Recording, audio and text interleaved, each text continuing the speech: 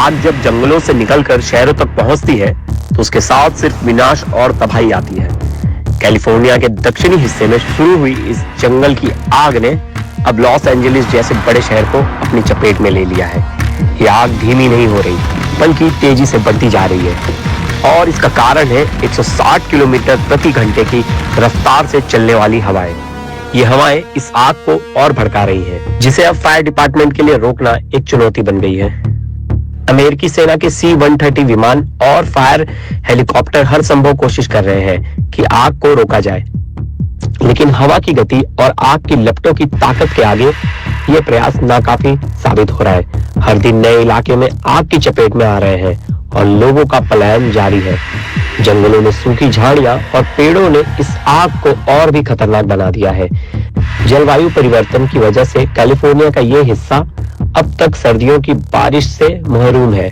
जुलाई 2024 के बाद से लॉस एंजलिस में 150 साल में दूसरी सबसे कम बारिश दर्ज की गई है। सूखी वनस्पतियां, उच्च तापमान और हवा की तेजी ने इस क्षेत्र को एक जलता हुआ भट्टा बना दिया है। इस भीषण आग ने अब तक 5000 से ज्यादा घरों को जलाकर राख कर दिया है। कई लोग अपनी जिंदगी भर की कमाई खो चुके हैं। सांता मोनिका पर्वतमाला से लेकर प्रशांत महासागर तक बने महंगे और आलीशान घर इस आग की लपटों में तबाह हो चुके हैं। हालात इतने बदतर हो चुके हैं कि मालिबू जैसे बड़े इलाकों में भी अब नई चेतावनी जारी कर दी गई है। 3 दिनों से चलते लॉस एंजलिस के हालात अब पूरी तरह नियंत्रण से बाहर होते जा रहे हैं। शहर के ऊपर सिर्फ धुआं और राख है, सड़कों पर सन्नाटा है और लोग अपने घरों को छोड़कर भागने को मजबूर है। अब तक इस आग में 10 लोग अपनी जान गंवा चुके हैं और ये संख्या हर गुजरते घंटे के साथ बढ़ती जा रही है। इस आग ने सिर्फ आम लोगों के घर ही नहीं बल्कि सांस्कृतिक धरोहरों को भी खतरे में डाल दिया है। लॉस एंजलिस के पास स्थित गेटी विला, जहां ग्रीक और रोमन सभ्यता की प्राचीन वस्तुएं रखी हैं, और मध्य शताब्दी का आधुनिक इमास हाउस दोनों ही अब आग के सीधे निशाने पर है। ये धरोहर इस आग के साथ खाक हो जाती है। हर कोशिश के बावजूद आग पर काबू नहीं पाया जा सका। हर पल आग नए इलाकों में फैलती जा रही है। कैलिफोर्निया फॉरेस्ट और फायर प्रोटेक्शन विभाग के अनुसार ये आग अब कंट्रोल से बाहर हो चुकी है।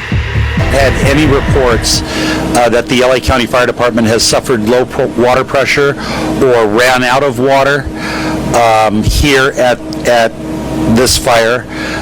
We're in close coordination with the Department of Public Works.